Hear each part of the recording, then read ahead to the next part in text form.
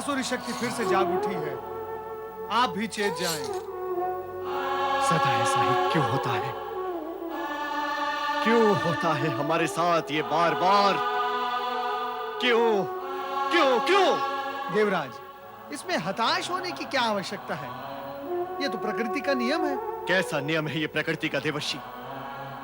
बार बार हम पर असुरों के आक्रमण होते हैं, बार बार हमसे स्वर्ग छीन लिया जाता है, और जब संघर्ष करते करते हम दुर्दशा को जा पहुंचते हैं, तब त्रिदेव में से कोई देव हमारी सहायता के लिए आता है। हम पुनः विजयी होकर स्वर्ग भी प्राप्त कर लेते हैं। किंतु उसके पश्चात मारे गए असुरों का कोई अंश या उनका कोई वंशज पुनः सर उठाकर हमारे लिए कष्टों का कारण बन जाता है, हमें ललकारने लगता है। क्यों होता है ऐसा देवर्षि? क्यों? कैसा है ये प्रकृति का नियम देवर्षि? उत्तेजना को नियंत्रण में रखें देवराज। उत्तेजना में सत्य आपकी वाणी से फिसल रहा है। आप तो विधि के विधान और प्रकृति के नियमों पर प्रश्न चिन्ह लगाने पर उतर आए। नारायण नारायण, आपको ऐसा लगता है कि प्रकृति आपके साथ अन्याय कर रही है।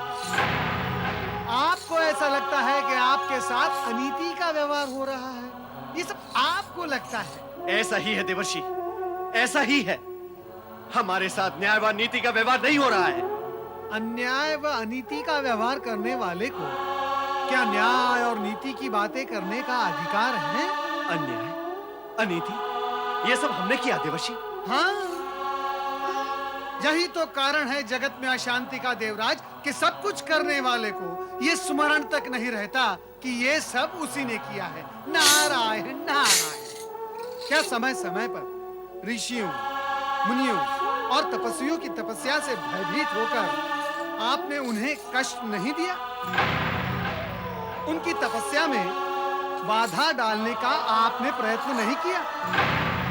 अरे आपका स्वर्ग और सिंहासन आपसे छीन लिया ना जाए, इसलिए आपने स्वर्ग की सुंदर अप्सराओं का सहारा लेकर छल नहीं किया। और ये सब करने वाला न्याय और नीति की बातें करे, प्रकृति के नियमों को ललकारे, तो क्या उसकी बातें सुनने वाले के बुद्धि द्वार तक पहुंच पाएगी? कदापि नहीं देवराज, कदापि नहीं। इस सत्य को आप स्वीकारें कि इस जगत में कोई किसी को अकारण कष्ट नहीं देता। देवऋषि, तो क्या यही क्रम सदा हमारे साथ चलता रहेगा? हम सदा इसी प्रकार इन असुरों से त्रस्त रहेंगे? वरुण देव, आपका प्रश्न जितना छोटा है, उसका उत्तर उतना छोटा नहीं है। फिर भी मैं आप सभी का परिचय जगत के एक महान सत्य से करवा देता हूं। जगत में यदि सत्व गुण अपनी सामर्थ्य रखता है, तो तमोगुण भी अपने अस्तित्व की घोषणा करने से चूकता नहीं। इस सत्य को यूं भी कहा जा सकता है कि जगत में सात्विकता को संतुलित रखने के लिए प्रकृति के नियमानुसार तामसिकता भी आवश्यक है। देवर्षि, आपकी ये गूढ़ बात हमारी समझ में नहीं आई। हाँ देवर्षि, कृपा कर सात्विकता और तामसिकता के रहस्य को स्पष्ट करें। नारायण नारायण, स्पष्ट क्या, मैं इसे सरल ही कर देता हूँ। हम जिन वस्त्रों को अपने शरीर पर धारण करते हैं, उन्हें स्वच्छ रखने और धोने की आवश्यकता क्यों पड़ती है? इसलिए कि मिट्टी, मैल व वायु के कारण वस्त्र अस्वच्छ हो जाते हैं। किंतु वस्त्रों की ये स्वच्छता कितने समय तक रहती है? 1 या 2 दिन तक। गर्मी, रजकण और प्रदूषित वातावरण के कारण वस्त्र पुनः स्वच्छ हो जाते हैं। तो उन्हें जल में धोकर पुनः स्वच्छ कर लिया जाता है। 1-2 दिन के पश्चात वे पुनः स्वच्छ हो जाते हैं। और यही क्रम चलता रहता है। हाँ, स्वच्छता का कार्य यदि रोक लिया जाए, तो मैल और अस्वच्छता शरीर और वस्त्र पर अधिकार कर लेते हैं। रोग और पीड़ा उत्पन्न हो जाते हैं। इनसे मुक्त होने के लिए स्वच्छता का महाअभियान आरंभ करना पड़ता है। मैल और अस्वच्छता का विस्तार स्वाभाविक है, और उनसे मुक्त होने की प्रवृत्ति भी स्वाभाविक है। और इतना होने पर भी सत्य यह भी है, यदि मैल अधिक होगा तो वो जल को सोख लेगा, और यदि जल अधिक होगा तो वो मैल को मिटा देगा। तामसिकता मैल की भांति सदा आगे बढ़ने का प्रयत्न करती है, और सात्विकता जल की मार से उसे सदा पीछे धकेलने का प्रयत्न करती है। अर्थात बुराई के रूप में असुर सदा सक्रिय रहते हैं और अच्छाई के रूप में देवगण। यदि असुरों से भी अधिक सक्रिय रहें तो विजय देवगण की होती है। यदि दुर्बल रहें तो विजय असुरों की हो जाती है। वर्तमान स्थिति भी कुछ ऐसी ही निर्माण हो रही है। जगत में सात्विकता स्थिर रखने के लिए सात्विक वृत्ति वालों को बुद्धि का सहारा लेकर संघर्ष तो करना ही होगा देवराज। देवर्षि, आपने बुद्धि के सहारे का परामर्श दिया है, अर्थात हमें श्री गणेश को प्रसन्न करना होगा। अब आप सत्य के समीप पहुंच गए हैं परमदेव। इस बार शुक्राचार्य का लक्ष्य श्री गणेश है, अर्थात तामसिकता बुद्धि से टकराएगी और मुंह की खाएगी। श्री गणेश शुक्राचार्य और इन कुमारी असुरों की बुद्धि ठिकाने पर लाएंगे। हाँ, अर्थात निष्कर्ष ये निकला कि श्री गणेश की आराधना वह उनको प्रसन्न रखने में ही हमारा कल्याण है। देवऋषि नारद का संकेत तो यही था।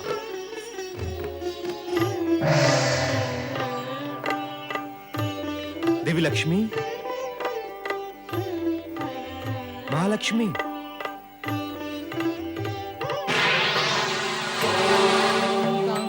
गणपते नमः। ओम गणपते नमः।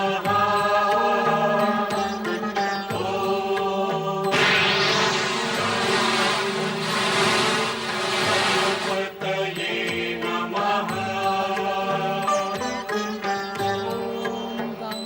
गणपते नमः।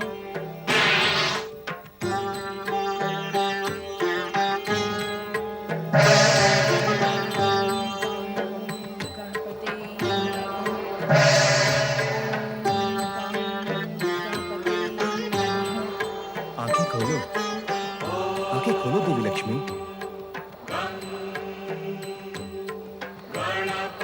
वैकुंठ लोक से श्री गणेश की आराधना करने के लिए यहाँ आने से पूर्व हमसे पूछ तो लिया होता देवी। श्री गणेश की आराधना करने की आज्ञा तो आप ही ने दी थी प्रभु, फिर पूछने की क्या आवश्यकता थी? ओम गणपते नमः। ओम गणपते नमः। ओम गणपते नमः। नारायण नारायण।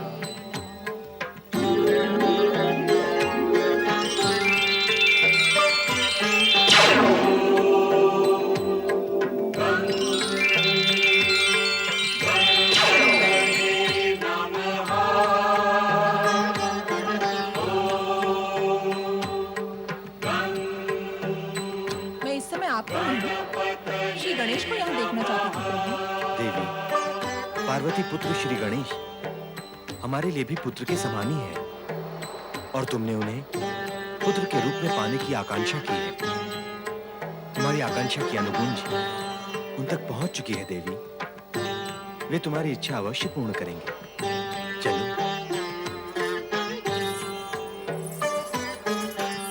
आप सत्य कह रहे हैं स्वामी। देवी, क्या तुम्हें अपने स्वामी पर विश्वास नहीं? ऐसा विचित्र प्रश्न न करें। मेरे स्वामी जगत के पालनहार हैं। उनसे बढ़कर मैं किस पर विश्वास कर सकती हूँ?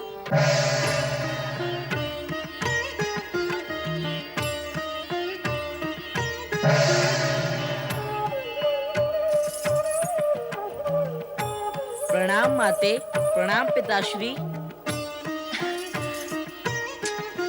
श्री गणेश, तुमने मेरी माता बनने की कामना को पूर्ण किया है, अतः तुम मेरे लिए गणेश से अधिक पूर्णानंद हो। मैं तुम्हें पूर्णानंद कहकर ही बुलाऊंगी। माता, यदि आपको मेरे नाम मात्र से ही आनंद मिलता है तो यह नाम आप अवश्य रख ले। सत्य तो यही है कि आपको माता के रूप में पाकर मैं भी पूर्णानंद का अनुभव कर रहा हूँ। दैत्य गुरु शुक्राचार्य, आपकी तपस्या, कृपा और आह्वान के परिणाम स्वरूप मुझे ये शस्त्रों से सुसज्जित असुर सेना प्राप्त हुई है। महाबली असुरराज दमनासुर की जय। महाबली असुरराज दमनासुर की जय। ये सब दैत्य गुरु की कृपा से हुआ, इसलिए मेरी नहीं, दैत्य गुरु शुक्राचार्य की जय बोलो। बोलो। दैत्य गुरु शुक्राचार्य की जय। दैत्य गुरु शुक्राचार्य की जय। दैत्य गुरु शुक्राचार्य की जय। अब बताएं दैत्य गुरु, कहाँ है हमारा परम शत्रु गणेश? कहाँ है मेरे पिता की हत्या करने वाला? और ये भी बताएं दैत्य गुरु कि उससे प्रतिशोध लेने के लिए हम कहाँ जाएं?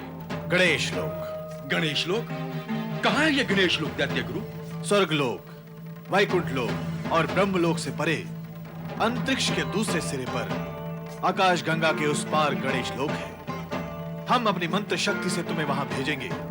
तुम गजमुखधारी गणेश को देखते ही उस पर मारक प्रहार करना।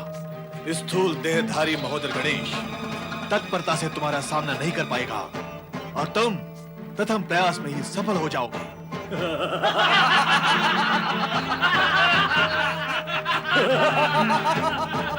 जाओ दमनासुर, आकाश मार्ग से शीघ्र ही गणेश लोक पहुंचो और अपने पिता के सहारक का सहार करो।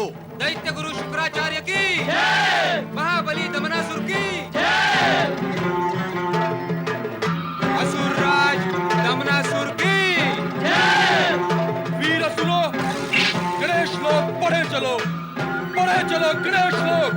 असुरराज दमनासुर की जय। असुरराज दमनासुर की जय। वीर असुरो, गणेश लोक बढ़े चलो, बढ़े चलो गणेश लोक। जय श्री गणेश। जय श्री गणेश।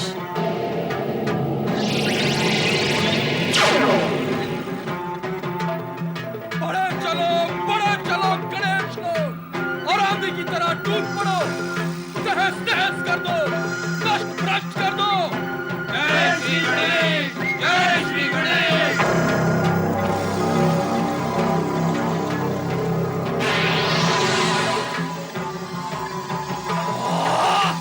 जय गणेश।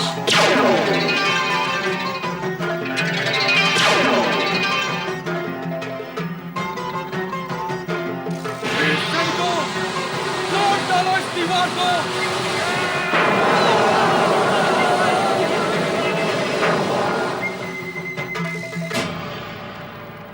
अरे ओ मायावी गणेश, कहाँ छुपा बैठा है तू? मारो। दमनासुर, यदि तूने श्री गणेश से शत्रुता की और गणेश लोक में प्रवेश का प्रयास किया तो तू यही इसी समय नष्ट हो जाएगा। नहीं, मैं यहाँ अपने पिता की हत्या का प्रतिशोध लेने के लिए आया हूँ। अरे ओ मेरे पितृहत्या, कहाँ तू बच के बैठ गया है तू?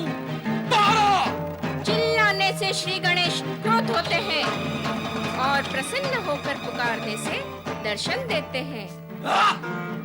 हमें दर्शन नहीं करने, हमारा उद्देश्य है गणेश की मृत्यु। मुझे अपने पिता की हत्या का प्रतिशोध लेना है। बताओ, कहाँ है गणेश? श्री गणेश कहीं भी हो, उनकी शक्ति हमारे साथ है और उनकी शक्ति को कोई चुनौती नहीं दे सकता। जा, चला जा। यदि तुझे अपने प्राण प्रिय है तो शीघ्र यहाँ से लौट जा। वीरू लौट के जाते हैं और वीर आक्रमण करते हैं।